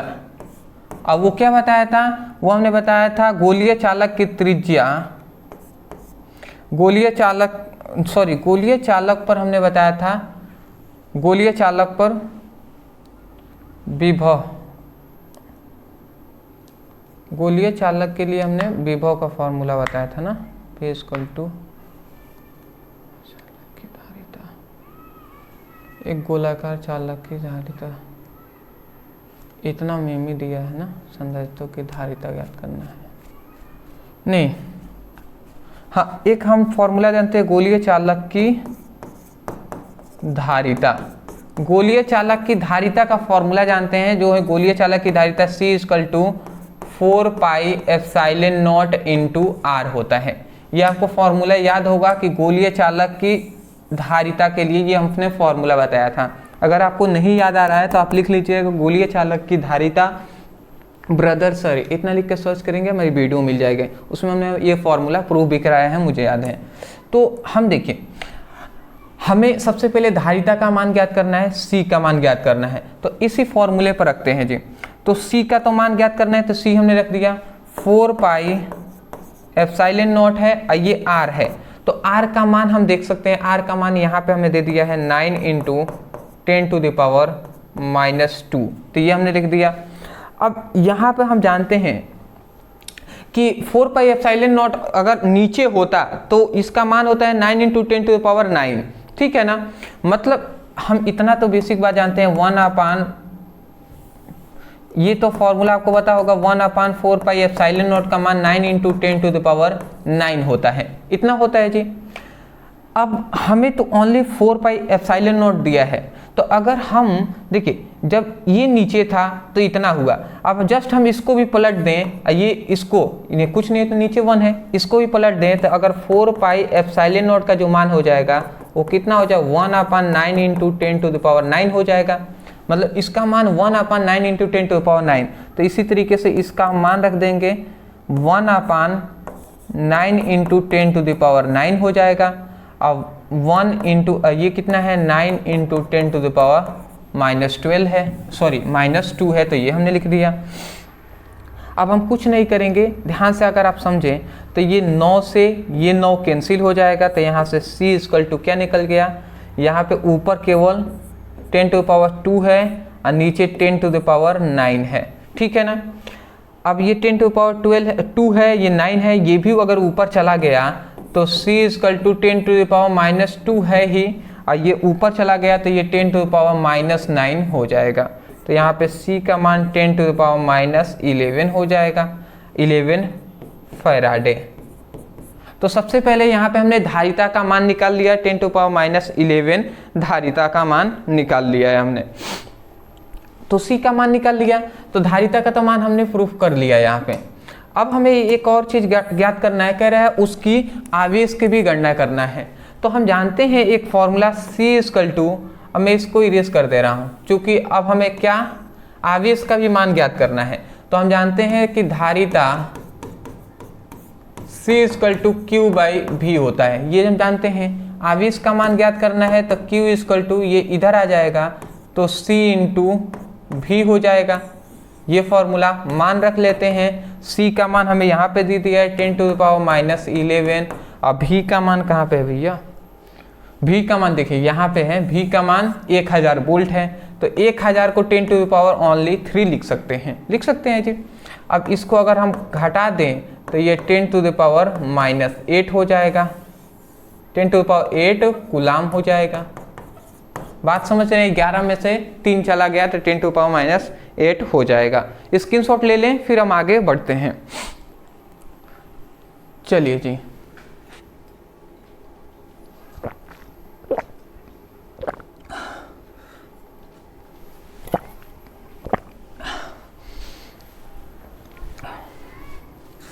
चलिए प्यास लग गया था, अदरवाइज आगे बढ़ते हैं। नेक्स्ट हमारे यहाँ पे 11th नंबर क्वेश्चन है। अब ध्यान से समझेंगे। 11th वाला क्वेश्चन है कि 200 वोल्ट से विभव पर स्थित 200 वोल्ट विभव पर स्थित एक बिंदु से 250 वोल्ट पर स्थित दूसरी बिंदु तक के आवेशित कण के गति करने पर उसकी गतिज ऊर्जा 10 जूल की कमी हो जाती है। तो तो क्या लिखेगा, उस कारण का आवेश ज्ञात कीजिए। तो उस कारण ने उस कण का आवेश ज्ञात कीजिए, ठीक है ना। यहां पे हमें ये कहा जा रहा है ना, सिंपल सी बात, कि कोई एक कण है, ठीक है ना, कोई एक कण है। तो इसका विभव पहले था V1 का जो मान हमें दिया था वो 200 वोल्ट है, पहले 200 वोल्ट है। अब फिर से मतलब कह रहा है 200 वोल्ट के विभव पर स्थित एक बिंदु 250 वोल्ट पर स्थित दूसरी बिंदु, एक ये कण है जिसका इतना है।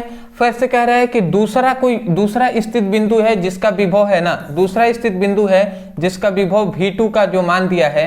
मतलब सिंपल सी बात कहे ना, तो 2 विभव का मान यहाँ पे दिया है।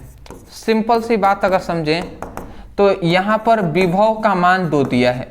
विभव V1 का मान दे दिया है एक 250 वोल्ट, ठीक है ना, 250 वोल्ट। एक दूसरा विभव दे दिया है जिसको V2 हम कह सकते हैं, ये है 200 वोल्ट है, इसका 250 वोल्ट है, ठीक है ना। तो कह रहा है कि एक आवेशित कण के गति करने पर, ये एक दूसरे को आवेशित कण पर गति करते हैं तो गतिज ऊर्जा में 10 जूल की कमी होती है। तो यहाँ पे देखिए ऊर्जा का भी मान कह रहा है कि 10 जूल की यहाँ पे हमें क्या हो रही है, कमी हो रही है। तो यहाँ पर 10 जूल की कमी हो रही है। ऊर्जा हम लिख सकते हैं, ऊर्जा U = 10 जूल की कमी हो रही है। 10 जूल की हमें क्या हो रही है, कमी हो रही है। तो सिंपल सी बात है, अब हमें क्या ज्ञात करना है, हमें आवेश की मान ज्ञात करना है, ठीक है ना। हमें कह रहा है कि उस कण का आवेश ज्ञात कीजिए। तो हम एक फॉर्मूला जानते हैं कि ऊर्जा U क्या होता है, हाफ Q × V होता है। देखिए एक और बात याद रखेंगे, ये ऊर्जा नहीं, संधारित्रों की संचित ऊर्जा का मान है, ठीक है ना। संधारित्र की संचित ऊर्जा,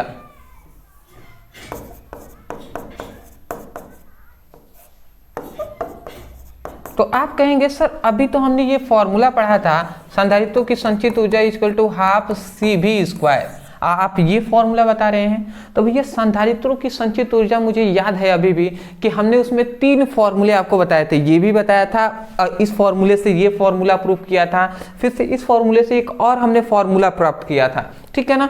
तो 3 हमने फॉर्मूला बताया था। अब आप कौन सा याद किए हैं, ये याद है कि नहीं, आपको जानना चाहिए। ये भी फॉर्मूला आपको याद रखना है। अब इसी फॉर्मूले पर हम निकालेंगे। तो यहाँ पे अगर आप समझें तो Q का मान हमें ज्ञात करना है। तो U का मान हमें यहाँ पे 10 जूल दिया है, तो 10 हमने यहाँ पे लिख दिया। यहाँ पे 1/2 दिया है तो 1/2 हमने रख दिए। ये Q का मान तो हमें ज्ञात करना है, तो Q को यहीं पे छोड़ देते हैं। और उसके बाद V, अब यहाँ पे V क्या है, विभव है। तो ये एक हम कह सकते हैं प्रारंभिक विभव, ये अंतिम विभव है। तो हम क्या कर सकते हैं, अंतिम में से प्रारंभिक विभव को घटा सकते हैं। तो V2 - V1 कर सकते हैं, तो 250 - 200 कर देंगे। तो अब हम इसका करें तो ये क्या हो जाएगा, हाफ क्या, इस 2 को इधर भेज देते हैं। तो इधर भाग में इधर आएगा तो गुणा कराएगा, तो 10 दूना 20 हो जाएगा। तो ये 20 हो गया, और ये Q हो जाएगा, अगुणे ये कितना हो जाएगा, 250 में से मतलब 50 बच जाएगा, ठीक है। सिंपल सी बात है। और ये 50 अगर इधर आ गया तो मतलब Q का मान आ जाएगा 20/50। 50, ठीक है। और अब इसका भाग देकर आप देख सकते हैं, एक जीरो से एक जीरो कट गया, मतलब Q का मान आ गया 2/5, ठीक है ना। तो 5 चौको 20, 0.4 कूलाम आ जाएगा जी, 0.4 कूलाम आपका आंसर आ जाएगा। स्क्रीनशॉट ले लीजिए, ठीक है ना। चलिए जी, स्क्रीनशॉट ले लीजिए, ठीक।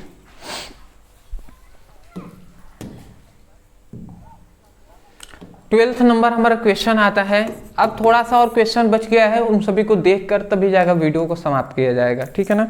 चलिए जी, दूसरा हमारा क्वेश्चन आता है, 12 वोल्ट का विद्युत वाहक बल 3 ओम के आंतरिक प्रतिरोध की बैटरी से बैटरी को किसी प्रतिरोध से संयोजित किया गया है। यदि परिपथ में इतने परिपथ की प्रतिरोध मतलब इतनी धारा मतलब 0.5 एम्पियर की एम्पियर है, तो जुड़े हुए प्रतिरोध का मान ज्ञात कीजिए। चलिए कोई नहीं जी, ज्ञात करते हैं।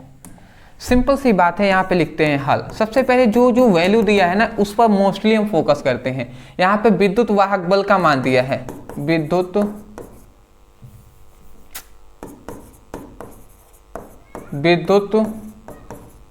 वाहक बल।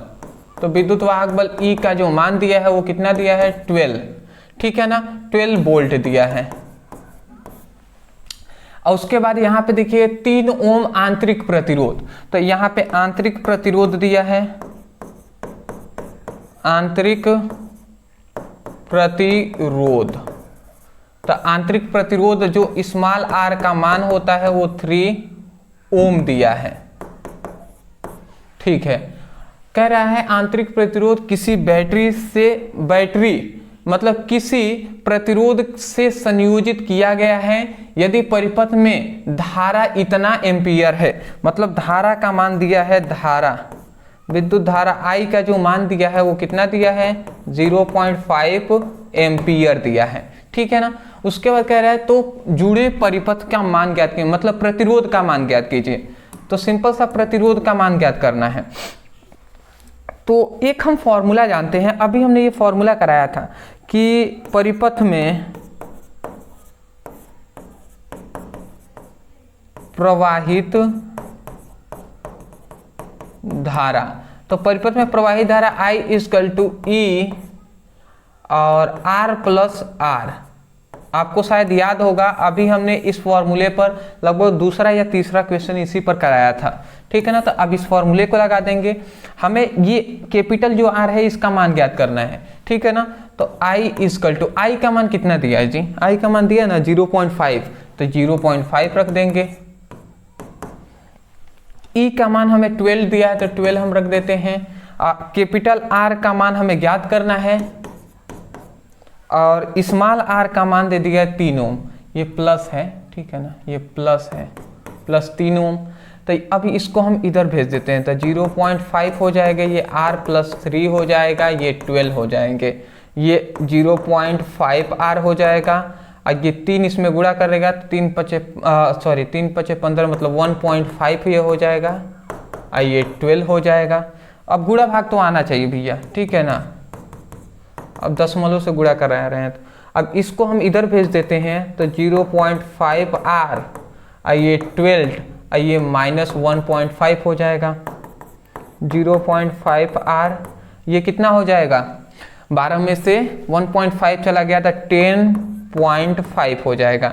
अब 10.5 में ये इधर गुणा है 0.5, इधर हम भेजते हैं, तो यहाँ से जो R का मान निकलेगा वो क्या आ जाएगा, 10.5 और ये कितना हो जाएगा, 0.5। हम क्या करते हैं, ऊपर नीचे 10-10 का गुणा करा देते हैं। 10-10 का गुणा कराएंगे तो अब ध्यान से समझेंगे, 10-10 का अगर हम गुणा करा लेते हैं ना, तो समझिएगा ये कितना हो जाएगा, R का मान जो होगा वो 105 हो जाएगा और नीचे ओनली 5 हो जाएगा। तो 5 दूना 10 और 5 एकम में 5, मतलब प्रतिरोध का जो मान आ जाएगा 21 ओम आ जाएगा। 21 ओम आपका जो प्रतिरोध का मान आ जाएगा। स्क्रीनशॉट ले लीजिए, फटाफट आगे बढ़ते हैं, ठीक है ना। हमारी जो 1.5 घंटा मतलब 1 घंटा से प्लस ऊपर बहुत ज़्यादा हो गया, 1 घंटे 20 मिनट लगभग। तो आगे बढ़ते हैं जी।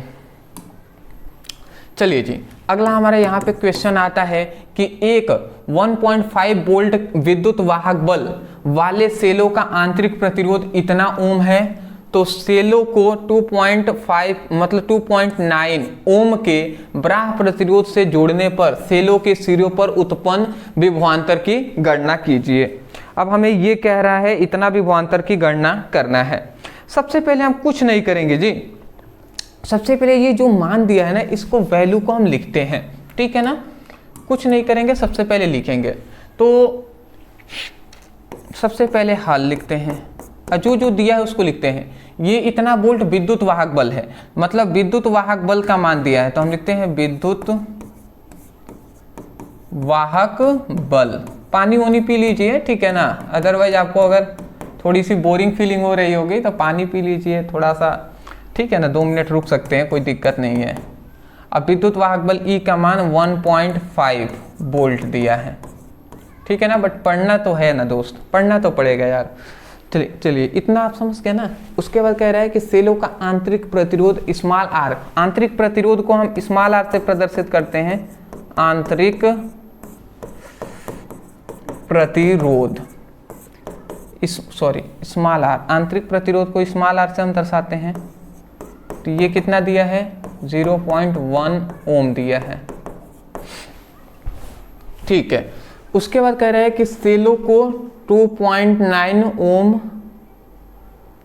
का वाह प्रतिरोध से जोड़ने पर, मतलब वाह प्रतिरोध मतलब प्रतिरोध का मान अब यहाँ पे दे दिया, वाह प्रतिरोध मतलब आर का जो मान दिया है, कैपिटल आर का मान वो 2.9 दिया है, ठीक है, 9 ओम, सॉरी माफ़ी चाहते हैं हम, यहाँ पर ओम लिख देते हैं जी। जोड़ने पर सेलों के सिरों पर विभवांतर की गणना करना है, सेलों के सिरों पर हमें विभवांतर की गणना कर लेना है। चलिए जी, हम कोई नहीं, सेलों के बीच विभवांतर की गणना कर लेते हैं, ठीक है। तो अभी हमने ये फॉर्मूला देखा है कि परिपथ में,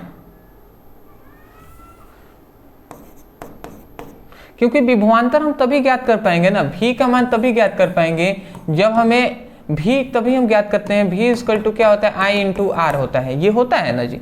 तो जब हम प्रतिरोध का तो मान हमें यहाँ पे दे दिया है, जब तक आई का मान हम नहीं ज्ञात करेंगे, विद्युत धारा का मान, तब तक कहाँ हम विभवांतर ज्ञात कर पाएंगे। तो पहले हम आई के ही मान ज्ञात करते हैं। तो परिपथ में प्रवाहित धारा, तो परिपथ में प्रवाहित धारा का पहले मान ज्ञात करेंगे। तो धारा आई का, आई इक्वल टू क्या होता है, आई इक्वल टू होता है ई आर प्लस आर, ये हम फॉर्मूला जानते हैं। तो सबसे पहले इसी फॉर्मूले से आई का मान हम ज्ञात करेंगे। सबसे पहले ये जो आई का मान है ज्ञात करते हैं।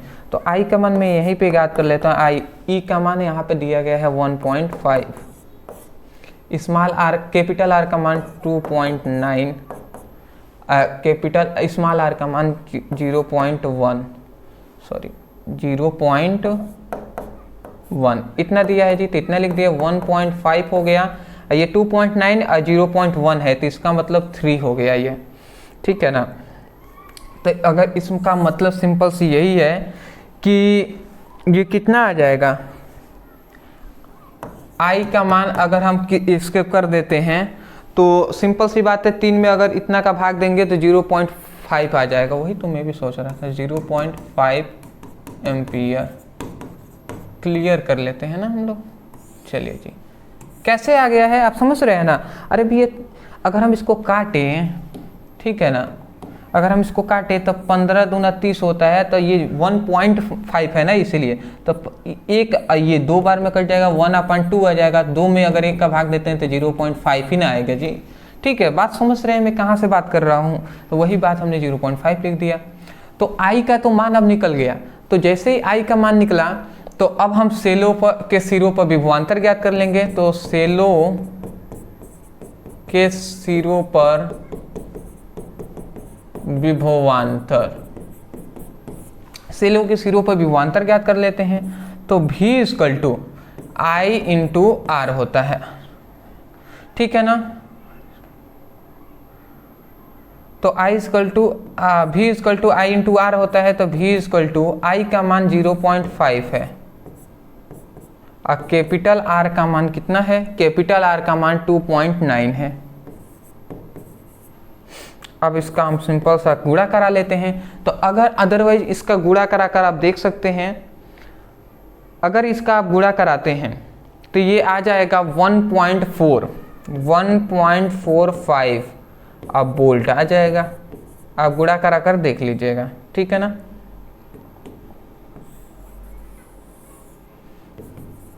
आंसर हो गया।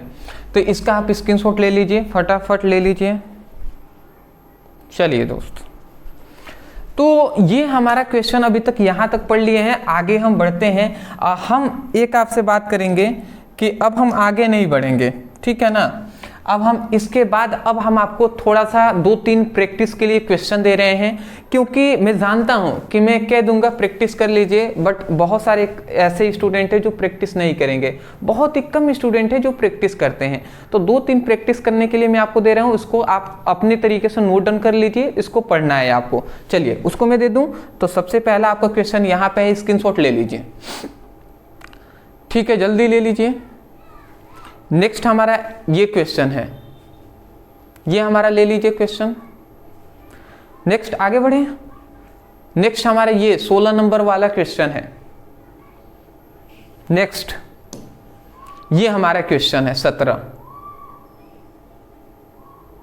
ठीक है। तो 3 से 4 हमने क्वेश्चन आपको दे दिया है, 3 से 4 हमने क्वेश्चन आपको दे दिया है। मैं आशा करता हूं कि ये 3-4 क्वेश्चन जो हमने अभी दिया हुआ है इसको मैं करा सकता था, बट मैं कह रहा हूं कि थोड़ा सा प्रैक्टिस करने पे ध्यान दीजिए। 2-2 अंक वाले प्रश्न हैं, यदि आप प्रैक्टिस करेंगे, सॉल्व करने का प्रयास करेंगे तो बिल्कुल हो जाएगा। आप बुक की हेल्प ले सकते हैं, कहीं से भी फॉर्मूले ढूंढिए, करिए प्रैक्टिस, क्योंकि फॉर्मूले भी ढूंढेंगे ना तो वो भी हमारे लिए, आपके लिए बेनिफिट है कि जितना आप प्रैक्टिस ही तो कर रहे हैं अदरवाइज ना, और जितना आप फॉर्मूला यहाँ पे न्यूमेरिकल में यूज किए हैं उन सभी फॉर्मूले को 100% अभी आप तैयार कर लीजिएगा, ठीक है ना। उन सभी को एक जगह साइड में पूरे फॉर्मूले को लिखिए और सभी को हमेशा सुबह में सोने से पहले, मतलब रात को सोने से पहले आप एक बार रिवीजन करके ही सोएं, ठीक है। तो चलिए दोस्तों, आज के लिए इतना ही। अदरवाइज मैं 2 बातें आपसे कहूंगा विशेषकर, यदि सच में आपको वीडियो से कुछ सीखने को मिल रहा है, चैनल पे नए हैं, अभी तक चैनल को सब्सक्राइब नहीं किए हैं, तो सपोर्ट करने के लिए चैनल को सब्सक्राइब कर दीजिएगा, क्योंकि मैं चाहता हूं ना कि हम लोग की फैमिली जल्द से जल्द 1 लाख जो क्रॉस करें और आगे हम भी लोग बढ़ें, ठीक है ना, हमारी जो फैमिली है वो आगे बढ़े। तो चलिए जी, ऐसे करते रहिए, मेहनत हम करते रहेंगे। न्यूमेरिकल का जो पार्ट 2 है 2 नंबर वाला जल्द ही आएगा, तो यदि आप लाना चाहते हैं तो लिख दीजिएगा ओनली कमेंट सेक्शन में न्यूमेरिकल पार्ट 2। ये पार्ट 1 है, पार्ट 2 आपको आ जाएगा। तो इतना आप काम कर सकते हैं ना, न्यूमेरिकल पार्ट 2, ठीक है, ये बात आप लिख लीजिएगा, न्यूमेरिकल पार्ट 2। तो ये हमें लिखकर कमेंट में बताना है। अदरवाइज डिस्क्रिप्शन बॉक्स में इंस्टा का लिंक है, व्हाट्सएप ग्रुप का लिंक है, टेलीग्राम का लिंक है, उसमें ज्वाइन हो जाएंगे। सभी वन शॉट का भी लिंक हमने फिजिक्स की, केमिस्ट्री का, हिंदी का, इंग्लिश का दिया हुआ है, वहां से अपनी स्टडी कर सकते हैं। कल मिलते हैं एक नए टॉपिक के साथ एक नए वीडियो में। Thank you so much for watching this video. Thank you.